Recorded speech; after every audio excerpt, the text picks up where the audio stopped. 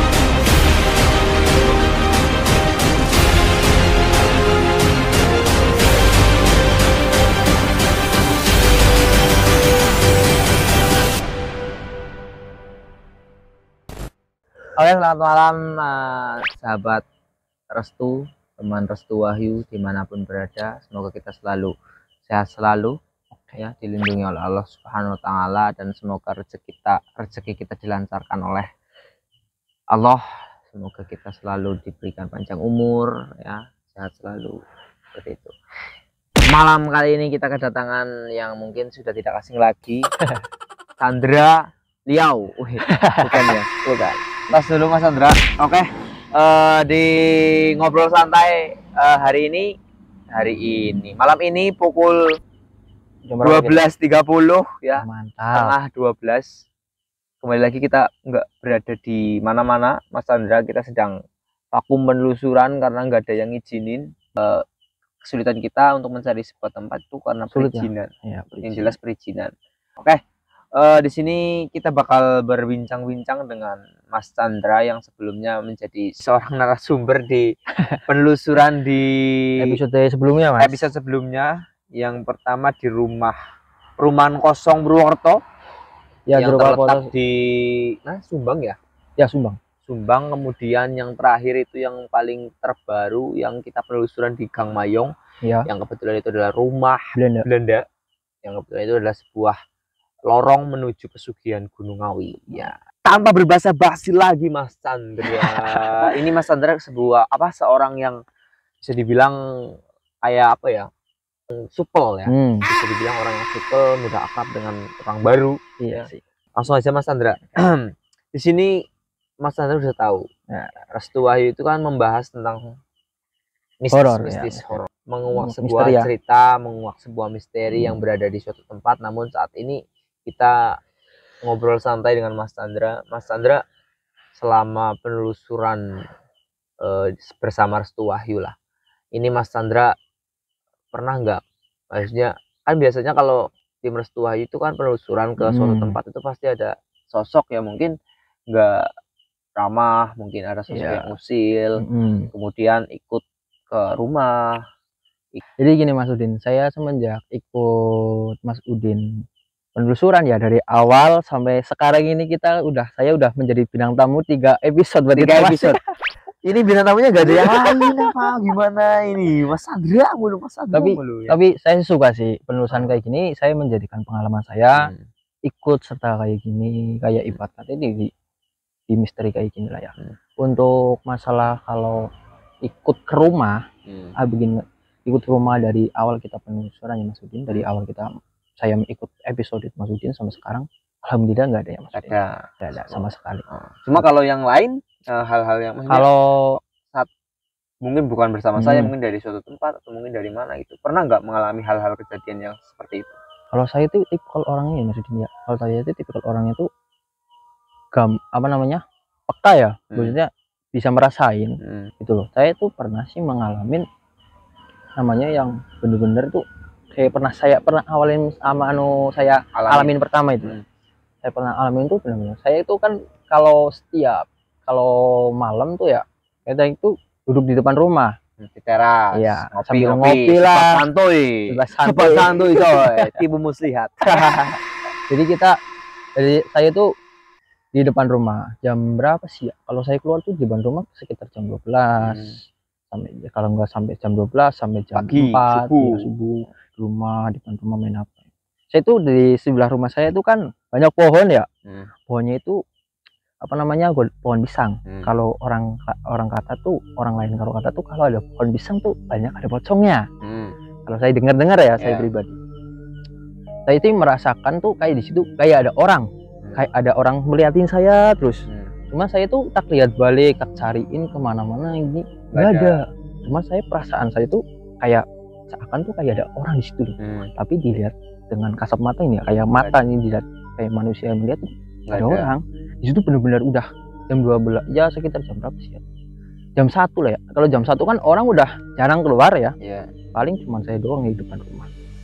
Depan rumah udah paling saya liatin nggak ada. Saya datangin ke tempat itu, dilihat pakai baterai nggak ada. Tapi kalau saya setiap udah dari situ balik lagi ke depan rumah, duduk di depan rumah, sekitar udah dari lokasi aku lihat kayak ibarat itu ada orang di situ ya. Terus balik lagi ke tempat asal saya duduk di depan rumah. Itu sekitar kalau udah duduk situ ya 10 menit, kalau enggak ya setengah jam ya lama-lama. Pasti nanti ada orang, kayak ada orang lihat lagi apa segala macam. Tapi kalau saya melihat itu satu sosok sih benar-benar melihat sih ya. Saya itu tipe orangnya itu penasaran. Saya itu dari kecil ya, dari saya lahir sampai sekarang belum pernah lihat. Lihat cuma satu kali itu kayak orang itu yang namanya apa Mas? Banaspati. Itu melihat banaspati itu sendiri kan biasanya ada warna. Itu warna dari banaspati itu apa? Warnanya hijau, hijau, merah atau apa? Asli bener-bener kayak api Mas. Kayak api. Bener-bener kayak api. Itu dari rumah?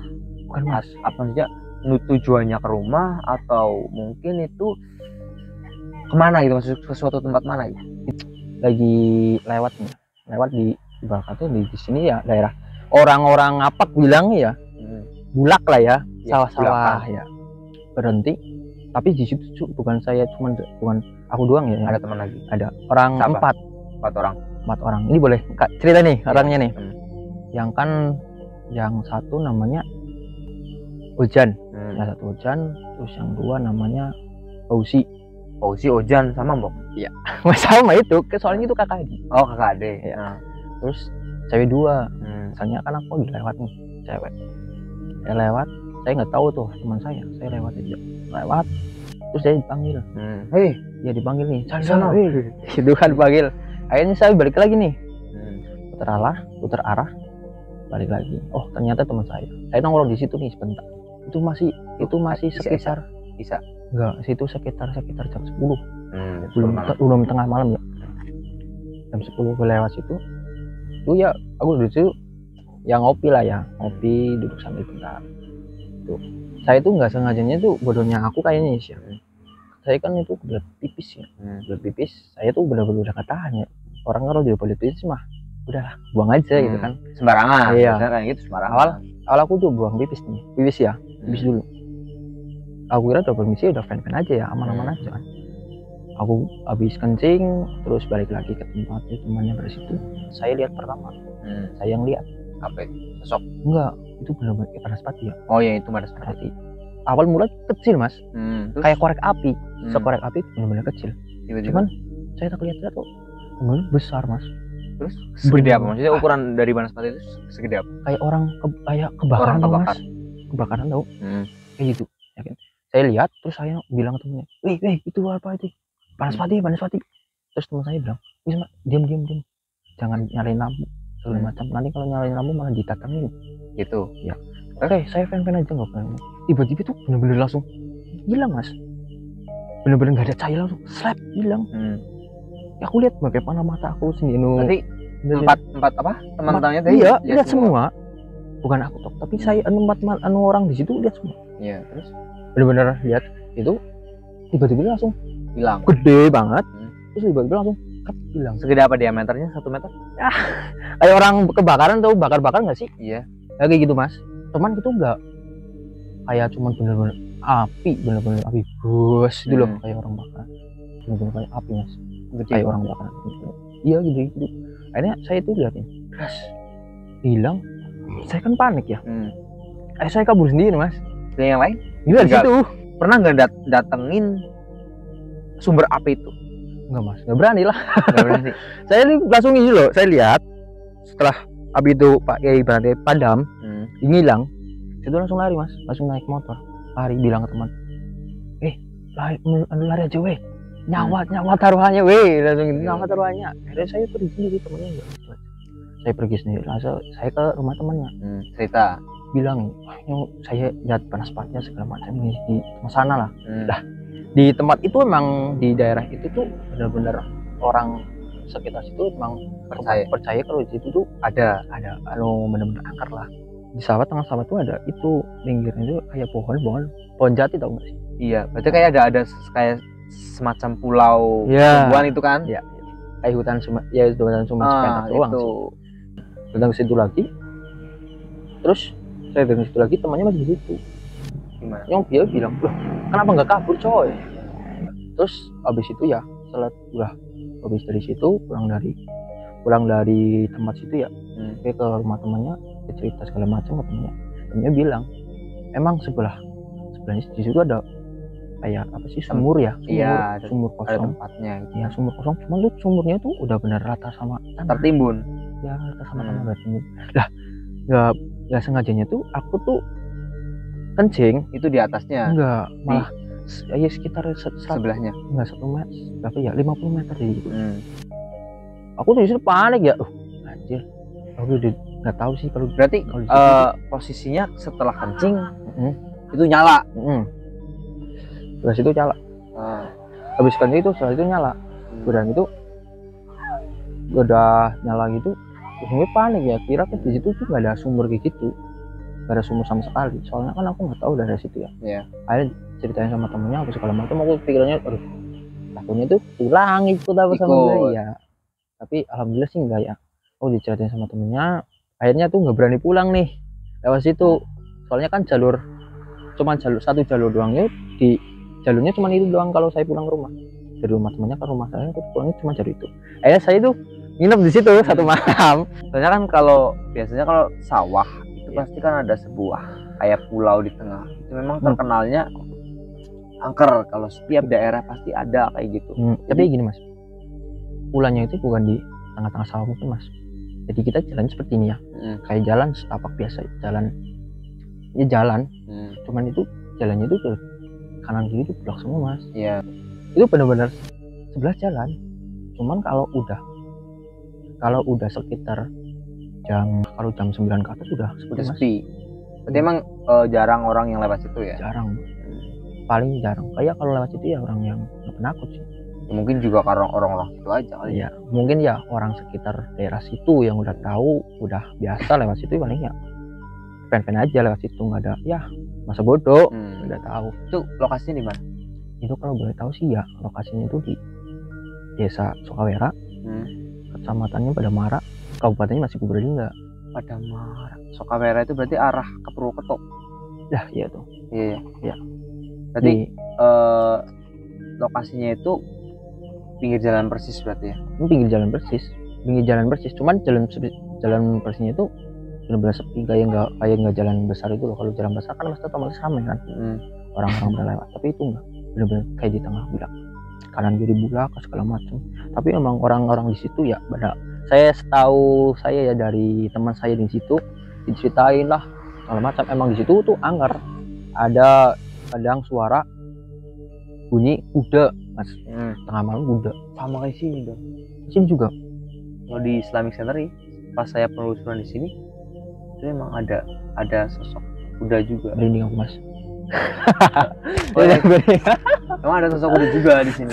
Sebenarnya ini apa ya, sosok kuda itu sebenarnya apa sih? Saya juga kurang paham ya. Soalnya saya 2 kali penelusuran emang menemukan sosok kuda sih. Dan sosok kuda ini nggak bisa diajak komunikasi dengan gamblang gitu. Nggak bisa yang diajak komunikasi secara manusiawi. Maksudnya secara pertanyaan itu dia nggak nyambung, cuma dia nggak bisa jawab secara visual apa omong gitu. Omongan manusia ya. Soalnya itu kan berbentuknya kuda.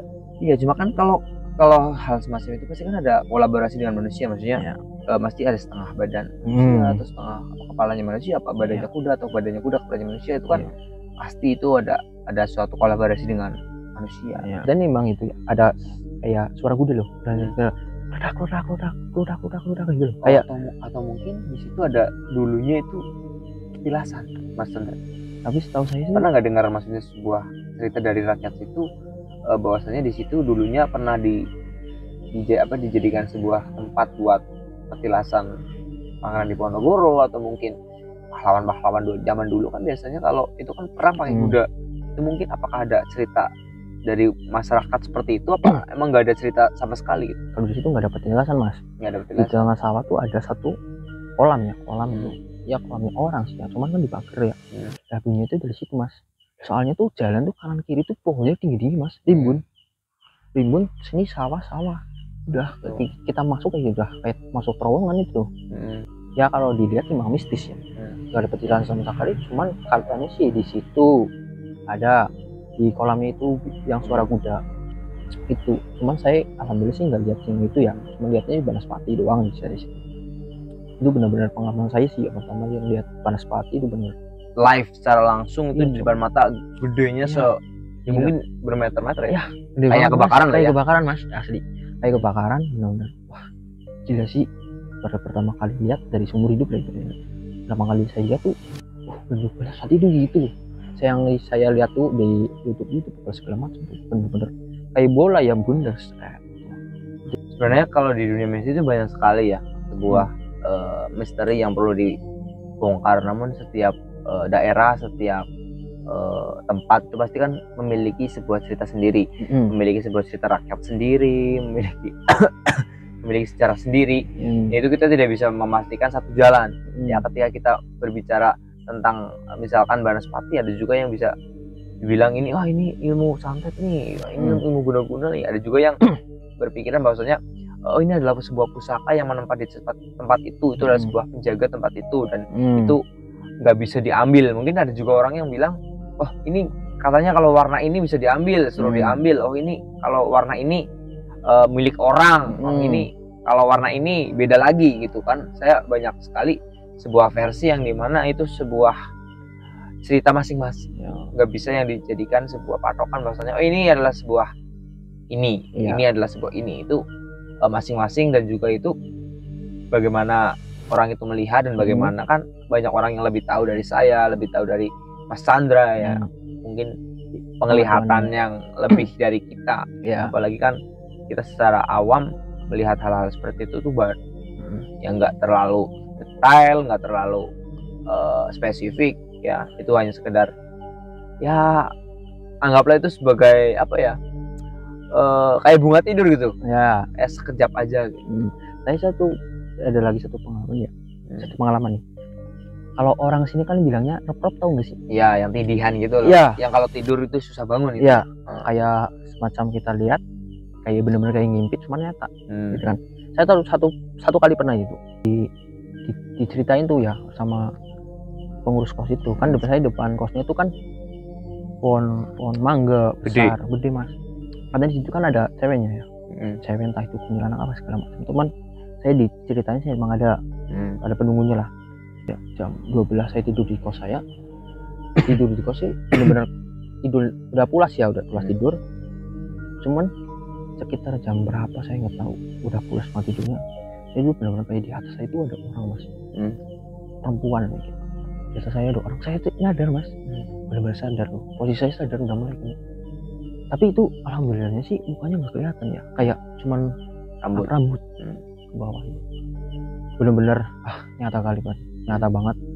Jadi saya mau teriak nggak bisa, mau teriak nggak bisa, mau bangun nggak bisa. Terus saya remin lagi mas, remin lagi, saat saya bangun, alhamdulillah nggak ada. Bener-bener itu, saya kaget kan, ya ini apa sih ya? Itu baru pertama datang ke Semarang, atau mungkin itu udah lama? Saya di situ udah sekitar 2 bulan bahkan. 2 bulan di kos Semarang itu ya. Katanya sih kalau tidur di depan pintu direp-rep mas. Iya sih, kalau di depan pintu emang kayak gitu biasanya. Tapi mitosnya sih kayak gitu. Cuma nggak selalu. Saya juga biasanya kalau rep-repan tindihan itu nggak selalu di depan pintu. Iya. Tapi orang kebanyakan bilang pasti gitu. Iya. Kalau kita tidur di depan pintu ya. Kan hiberni pamali ya. Pamali ya. Itu sih saya benar-benar lihat itu. Saya bangun. Padahal sih ya saya satu kos tuh 2 orang mas. Tidurnya sebelah saya itu teman saya. Tapi kok kenyataannya kayak saya sendiri mas. Cuman itu kayak sendirian, cuman di atas kayak orang-orang mas. Berarti sosok itu nggak menampakkan secara utuh? Enggak mas, benar-benar kayak cuman wajah sih mas. Kayak cuman dipakai cuman leher ke atas. Iya sini segini. Kan saya kaget banget.